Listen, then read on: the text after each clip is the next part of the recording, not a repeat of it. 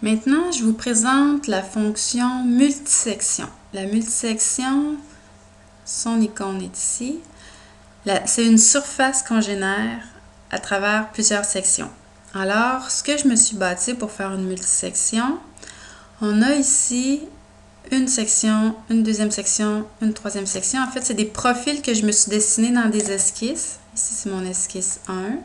Je me suis décalé un plan, j'ai fait mon esquisse 2. Je me suis décalé un autre plan et j'ai fait mon esquisse 3. Alors, ce sont mes sections de départ pour générer ma surface. Alors, la voilà.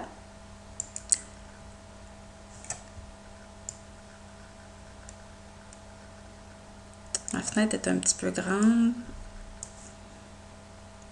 pour qu'on voit tout ce que je fais. Alors, ici, dans la boîte de dialogue, les sections vont apparaître. Section numéro 1, esquisse 1. Section numéro 2, esquisse 2. Section numéro 3. On la voit apparaître ici. Section numéro 3. Je fais OK. Alors, voici, j'ai ma surface qui traverse, qui passe à travers mes 3 sections et qui fait un adoucissement pour les transitions. Le nombre de sections, il pourrait en avoir 2 comme il pourrait en avoir 10. À un moment donné, si on en a trop, nos sections varient trop, à un moment donné, ça ne sera plus l'effet escompté, fait qu'il va falloir réduire notre nombre de sections si on a, par exemple, à en générer plusieurs. Bon, pour besoin académique, je vais prendre ma surface et je vais la changer de couleur dans mes propriétés. Ici, je vais la mettre en rose et je vais la mettre plus pâle, un peu plus transparente. La voici. Alors, j'ai ma première multisection. Maintenant, je vais faire une autre multisection. En fait, je vais faire la même chose, mais en deux multisections.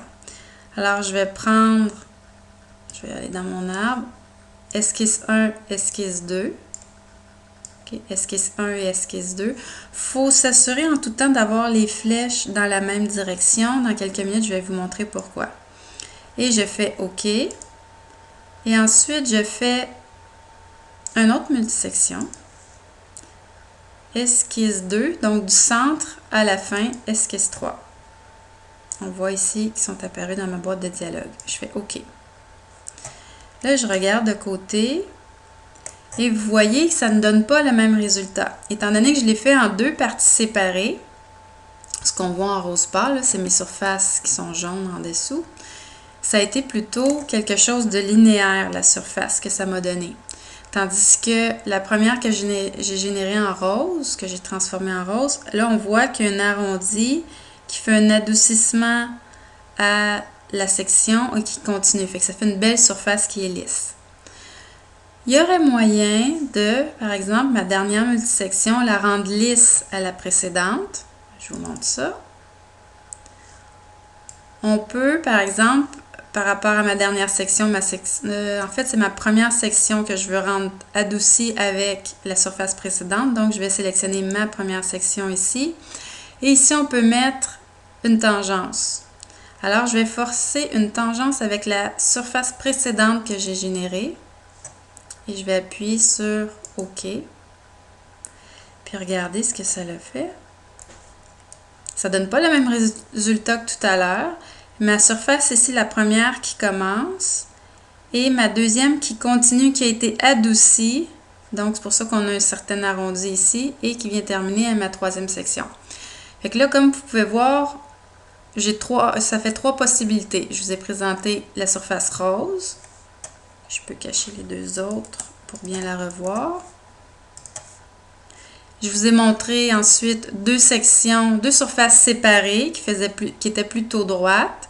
Et ensuite, je vous ai montré la dernière surface qui est un adoucissement qui s'est fait par rapport à une surface précédente. Fait que comme vous pouvez constater, ça fait 3 résultats différents qui sont possibles d'avoir avec cette surface-là, cette fonction de surface-là. Maintenant, je vais cacher ces 2 surfaces-là et faire réafficher la rose. Je vais vous montrer l'importance du sens des flèches. Bon, je double-clique sur ma surface, je peux l'enlever.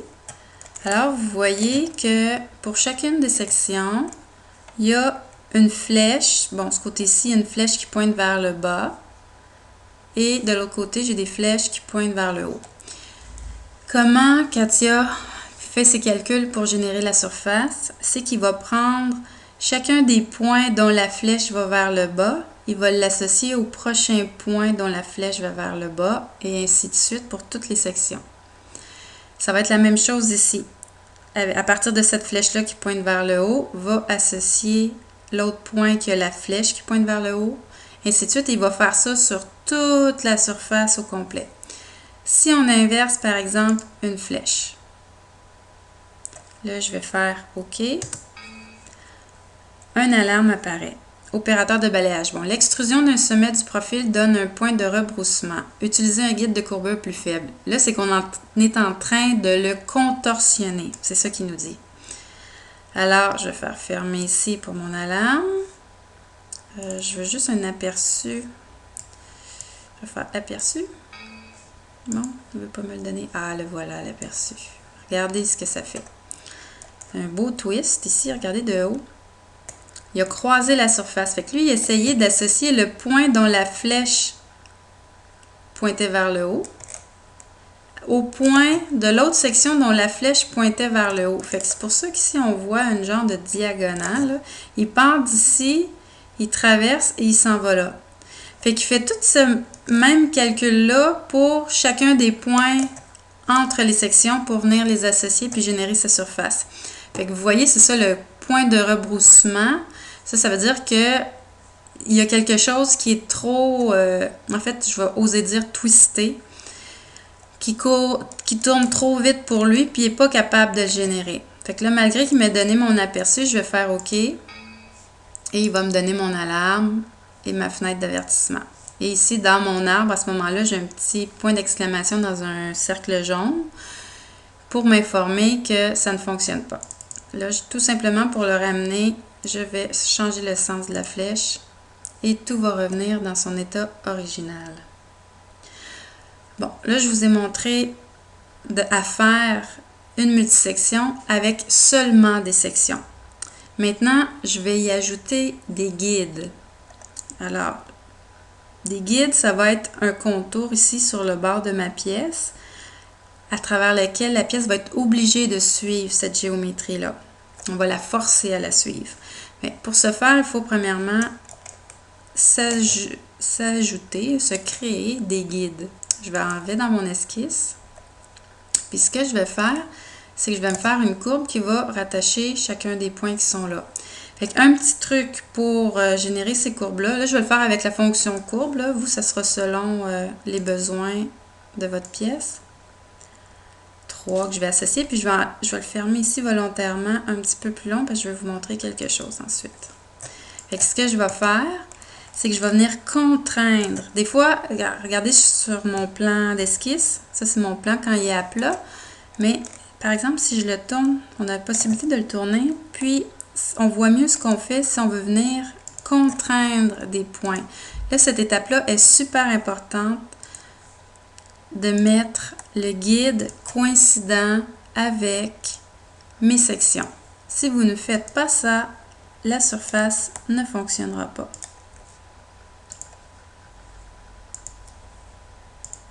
Puis le dernier point ici, lui je l'ai mis un petit peu plus loin volontairement parce que je veux vous montrer une autre option un peu plus tard. Fait qu'il va être prêt. Bon, il est déjà coïncident avec l'axe horizontal, parfait. Là, je me fais un seul guide par esquisse. Donc, je sors, je reprends mon plan et je retourne dans l'esquisse faire le guide de l'autre côté. Donc, je vais me prendre ma courbe encore et je vais un pour le centre, un pour lui. OK. Fait que maintenant, je vais faire mes coïncidences entre ce point-là et ce point-là.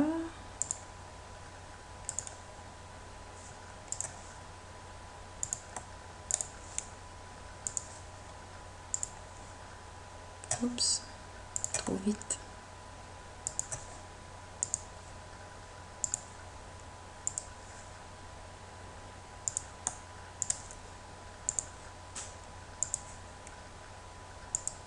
Et je vais mettre les deux du bout ensemble, coïncidents. Voilà. Là, j'ai ma surface. Là, vous regardez, là. On peut voir la surface, la première que j'ai générée, elle ne suit pas la forme de ma courbe. Mais il y a moyen de lui faire suivre. Alors, je vais double-cliquer tout simplement dans ma surface originale. Je vais reprendre la même. Puis, dans la fenêtre du bas, on peut venir ajouter nos guides. Nos guides étant mon esquisse 6 et mon esquisse 7 ici. Je fais OK. Alors, vous voyez, la surface, elle s'est modifiée. Maintenant, elle suit parfaitement le guide que je lui ai imposé. Voilà encore, là on est rendu à une quatrième géométrie, en fait forme de surface, avec lesquelles on a toujours utilisé les mêmes 3 sections. Maintenant, je vais vous parler des relimitations. Je vais retourner encore dans ma surface originale. On a différents onglets. On a le premier qui était les guides. Non, on va aller au 4e onglet qui s'appelle Relimitation. Relimitation, ça veut dire que la surface va s'arrêter à la première section ou à la dernière section. Moi, je vais le décocher et je vais faire OK. Vous voyez ce qui s'est passé? Il y a la pointe ici qui s'est remplie. C'est que si mon guide dépasse mes sections, lorsque j'active la fonction relimitation, c'est que ma surface va s'arrêter, par exemple ici c'était au premier guide et au dernier guide. Étant donné que j'ai enlevé l'option dans les onglets, là à ce moment-là, la relimitation de la dernière section est désactivée, donc la surface va suivre le guide jusqu'au bout. Je vais retourner par exemple dans ma boîte de dialogue. Là, on vient de voir une partie de la fonction multisection.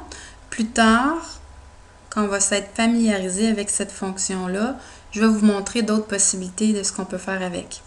Mais je voulais tout simplement vous montrer ici, il est possible, en sélectionnant les esquisses ou, en fait, les sections ou les guides, de les enlever ou d'en ajouter une fois que votre section surface est générée. Vous pouvez venir le modifier dans la boîte de dialogue. Alors, je vous souhaite bonne chance avec cette fonction-là. Elle est complexe, il faut bien comprendre chacun de ses paramètres, mais elle est fantastique parce qu'on peut vraiment générer plusieurs choses. Elle est vraiment flexible lorsqu'on veut designer une pièce.